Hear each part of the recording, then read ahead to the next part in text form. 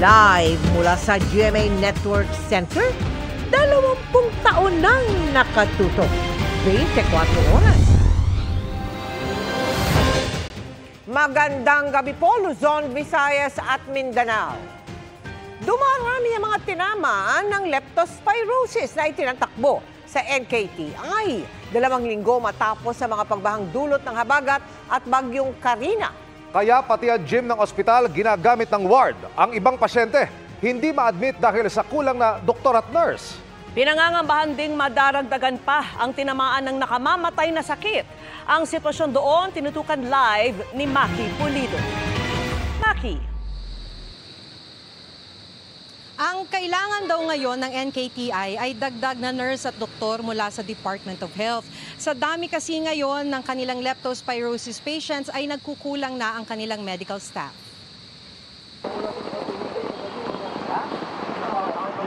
Bagamat humupa na mga ganitong pagbaha na idinulot ng habagat na pinalakas ng bagyong Karina, ang epekto nito ngayon pa lang nagsisimulang maramdaman sa National Kidney and Transplant Institute sa Quezon City.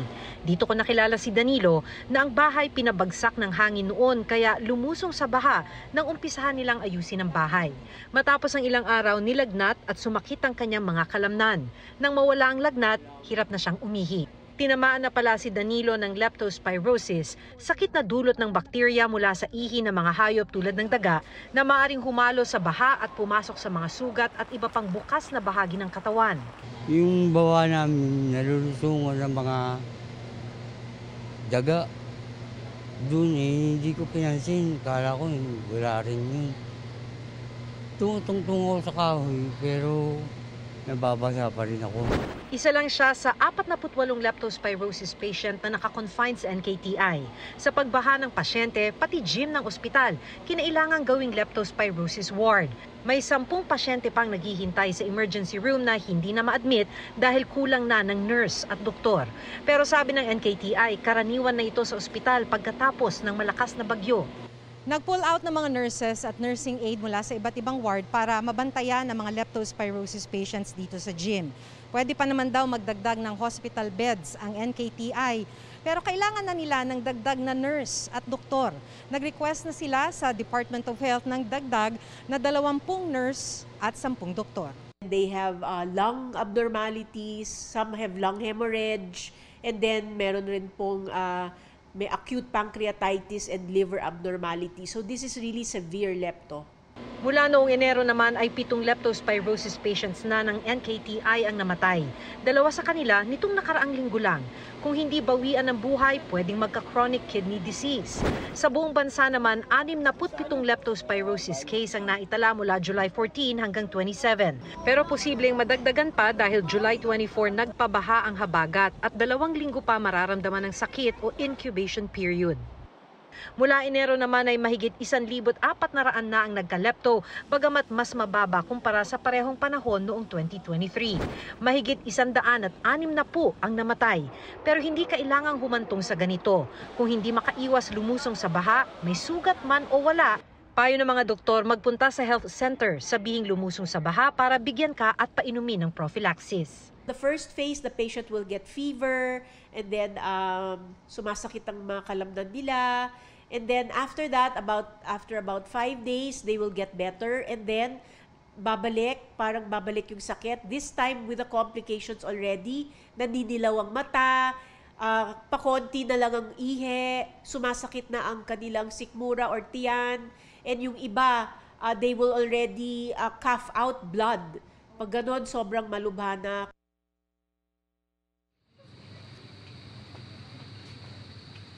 Ayon pa kay Dr. Dangilan, posibleng tumaas pa ang kaso ng leptospirosis ngayong taon dahil sa La Nina. Kaya dapat daw laging ipaalala sa publiko na ito ay isang preventable disease. Kailangan lang magpunta agad sa health center pagka napalusong sa baha. Vicky? Maraming salamat sa iyo, Maki Pulido. Tukoy na ng PNP kung saan nagtatago si Pastor Apollo Kibuloy na nahaharap sa patong-patong na kaso. Posibleng malimita rin ang galaw niya ngayong inisyuhan ng freeze order ng Court of Appeals ang kanyang mga bank account at ari-arian. Nakatutok si Salima Refran. Hindi muna magagalaw ni Kingdom of Jesus Christ founder Pastor Apollo Quiboloy ang kanyang mga bank account o maibebenta ang mga ari-arian. Kasunod yan ang inilabas na freeze order ng Court of Appeals. Yung basehan po nung freeze order ay yung dalawang sets ng kaso. Yung isang set ay nakabinbin po sa US, sa Amerika, at yung mga kaso po naman na nakabinbin dito ay yung qualified trafficking in persons as well as child abuse. At the end of this all, ang gusto kasi natin ay makita natin ang money trail dun sa mga illegal na ginagawa ng pastor. Sakop ng freeze order ang 10 bank account ni Pastor Quiboloy, gayon din ang 7 real properties, 5 vehicles at 1 aircraft. Pati na ang 47 bank accounts ng Kingdom of Jesus Christ, 16 real properties nito at 16 motor vehicles. Damay rin sa freeze order ang mga account, property at sasakyang nakapangalan sa Suarasug Media Corporation na nagpapatakbo sa SMNI o Sunshine Media Network International, ang media arm ng Kingdom of Jesus Christ, pati na ang mga account at ari-arian ng Children's Joy Foundation na itinayo ng pastor. May freeze order din sa mga kapwa-akusado ni Quiboloy sa mga kasong sex trafficking, fraud, conspiracy, bulk cash smuggling at money laundering sa Amerika, pati na sa mga kapwa-akusado niya sa mga kasong qualified human trafficking at child and sexual abuse dito sa Pilipinas. Effective immediately ang freeze order at may bisa ito ng 20 araw. Sa loob ng 20 araw na ito, magtatakda ang Court of Appeals ng summary hearing para desisyonan kung i-extend ba ang freeze order na maaaring umabot ng pinakamatagal na 6 na buwan.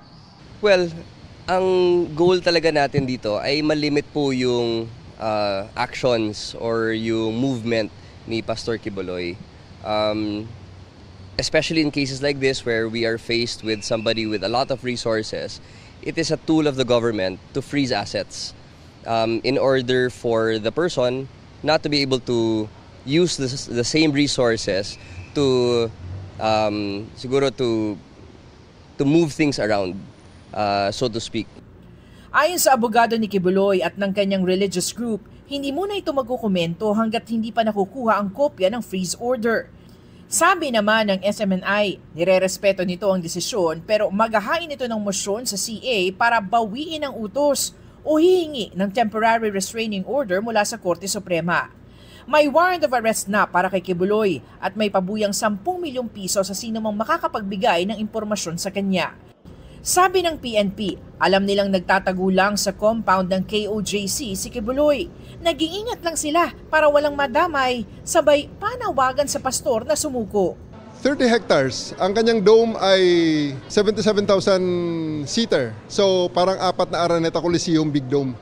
4 na, pwede mong ipasok ang 4 na Big Dome doon sa kanyang King Dome. Ang hangar niya may 4 na helicopter at 2 eroplano ngayon. Para sa GMA Integrated News, Sanima Refran, Katutok, 24 Oras. Nasagip sa 4 na Chino ang 2 Vietnamese na dinukot nila rito sa Pilipinas. Miyembro umano sila ng Kidnap for Ransom Group at ng sindikatong gumagawa ng krimen para sa mga Pogo Company. Nakatutok si John Consulta. Pagdating sa ika-11 palapag ng isang kondo sa Parañaque, daang-daang nilapitan ng mga tauhan ng SWAT at Parañaque Police ang isang unit sa dulo ng hallway. Policeman! Inabutang tulog ang isang suspected Chinese national na miyembro umano ng isang Kidnap for Ransom Group.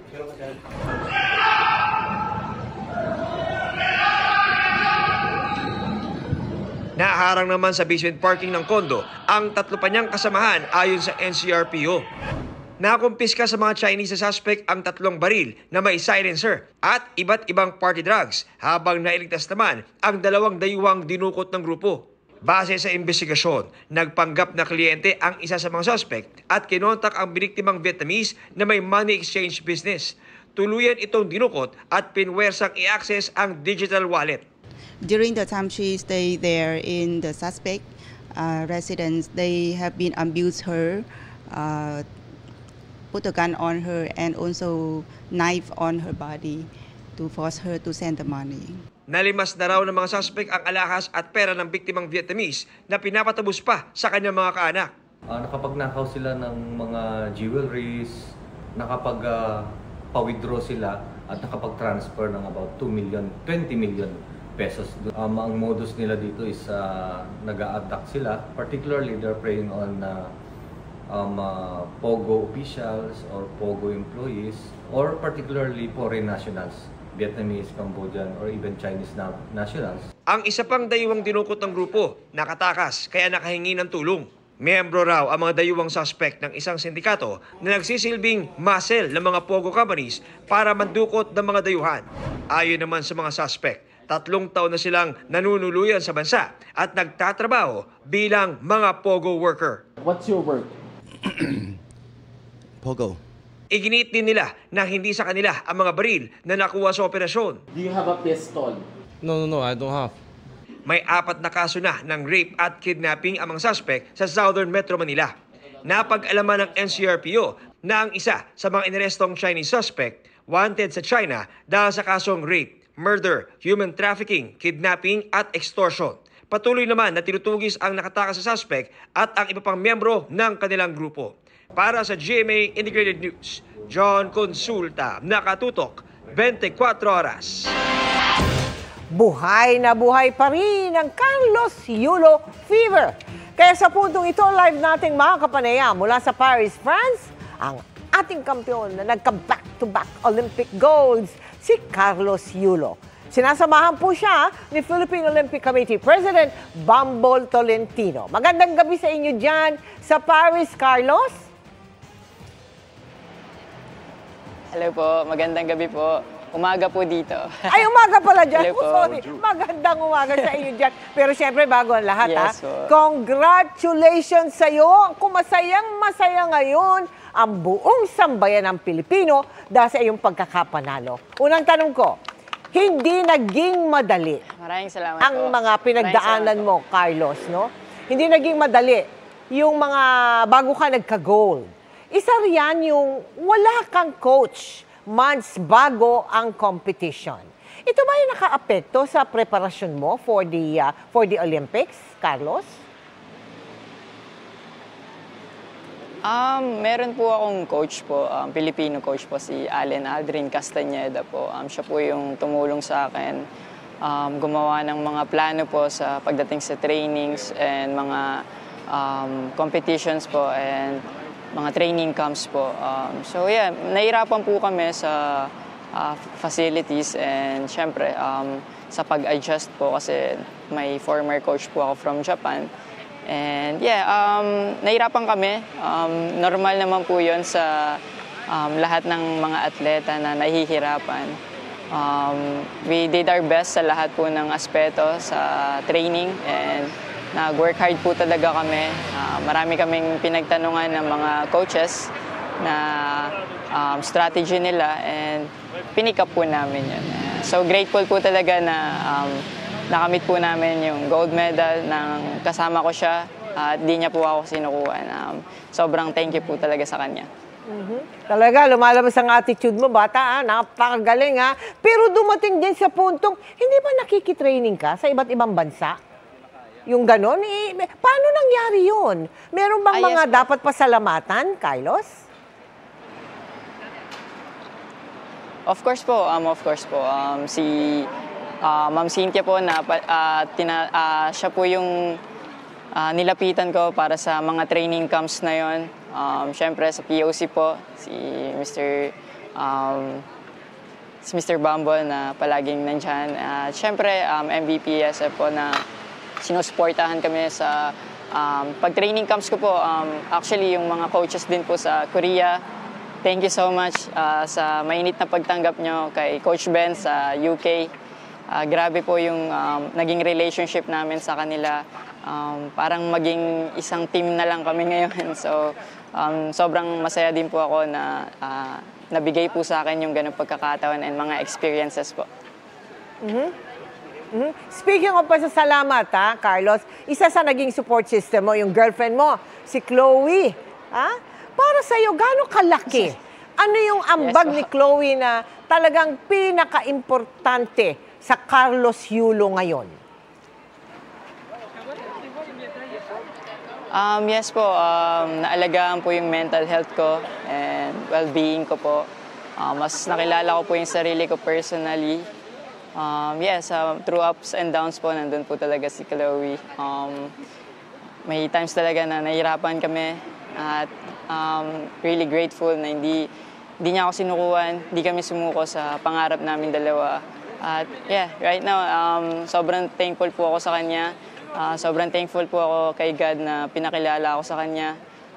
Grabe po yung support na natanggap ko at yung tiwala and yung pagmamahal po na binigay niya sa akin po.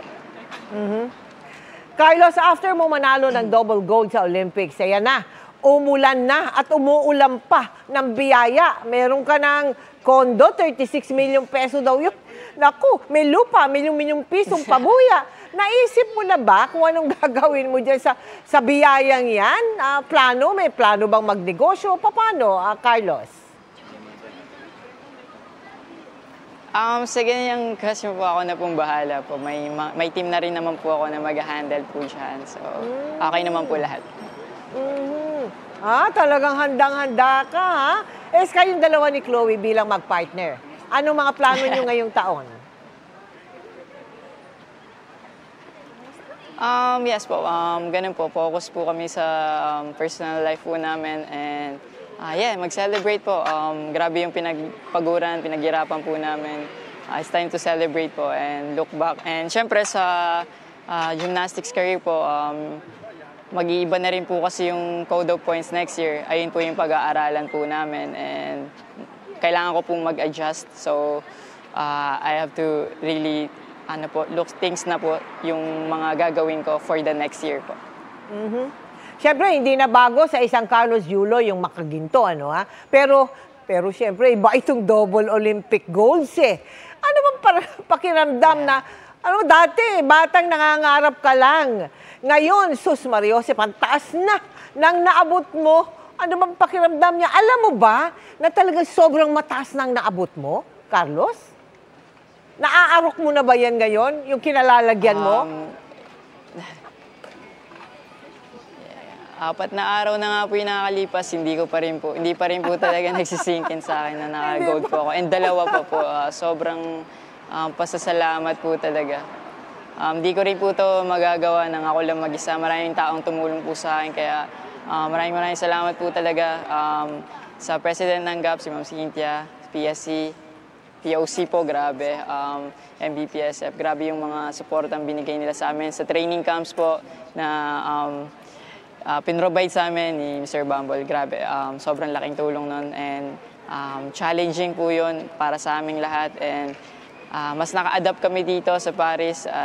Parang naging normal na lang po yung Olympics nung nandito na kami. Mas na-less na po yung stress po para sa amin at nakatulong po talaga ng sobrang laki po yung pag-adjust sa araw pa lang, sobrang laking tulong na para sa mga atleta. And dahil nga po nag-training camp kami dito, sobrang napadali na po nung pagdating namin sa Olympic Village. Kaya maraming salamat po sa lahat ng sumuporta po talaga sa amin. Pero ito na ba, Carlos, ito na ba yung ultimate goal mo sa iyong Olympics o sa iyong gymnastics career? O may gusto ka pang abutin? At anong reward ang gusto mo ibigay mo sa sarili mo ngayong naka-2 ginto ka na? Eto na po yun, yung ultimate goal po. Grabe. Wala na po akong hinihiling iba pa ngayon. Sobrang grateful po ako kay Lord na narinig niya po at di niya po ako pinabayaan sa lahat ng mga challenges na binigay niya sa akin. Nag-grow ako. Really grateful po talaga na hindi ako sumuko. Grabe. May mga next pa po. Hindi pa po ako titigil. Siyempre, gusto ko pa po mag-Olympics sa 2028 po sa LA. And I'll do my best po sa lahat po ng mga trainings po at mga magiging challenges ko pa po next.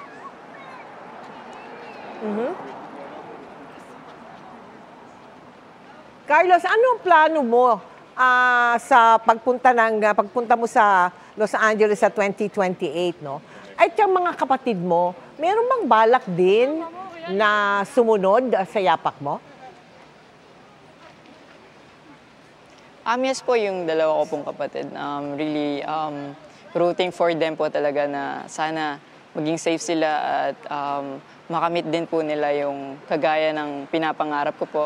Pinagdadasal ko na nasa mabuti po silang kalagayan. At syempre, safe talaga and healthy. Ako po, handa po ako magbigay ng mga advices pagdating sa practice. Tuloy lang po nila yung pangarap nila, huwag nila sukuan. Darating po talaga yung para sa atin at doon po talaga ako naniniwala sa pinagdaanan ko na to. Ayun yung pinangahawakan ko po na darating yung para sa akin. Maghintay lang ako at maging grateful sa mga panalo ng iba at panalo ko. At Carlos, panghuli na, humingi ng tawad ang iyong inang si Angelica sa isang press con. Napanood mo na ba ito? At would you like to give a reaction to it, Carlos? Ako naman po, matagal ko na pong napatawad yung parent ko po. Sa akin lang po, personal na rin po namin itong problem. Ayoko na rin po masyadong itong pag-usapan. At nandito po tayo ngayon sa Olympics. Gusto ko pong i-celebrate natin yung mga pinaghirapan po ng atleta at yung mga nakamit ng atleta. Sobrang proud po ako sa mga atletang Pilipino na pinaglaban po yung Pilipinas. Grabe po, nakakaiyak po yung mga performances nila. Alam ko may mga natalo tayo yung sa ibang atleta, pero sobrang proud po ako sa kanila sa dedication, effort, and yung pag-show up po nila sa araw na yun. Kaya nasa inyo ang suporta ko, lahat kayo, mahal na mahal ko kayo. Nagawa natin yung trabaho natin at magsalamat tayo sa taas na nandito tayo. Binigyan tayo ng ganitong talento at nakakapag-inspira tayo ng mga kabataan at buong Pilipinas. Yun po, maraming salamat po. Mabuhay ka, Carlos Yulo. Maraming salamat sa iyong oras. Proud kami sa iyo. Ingat and enjoy Paris.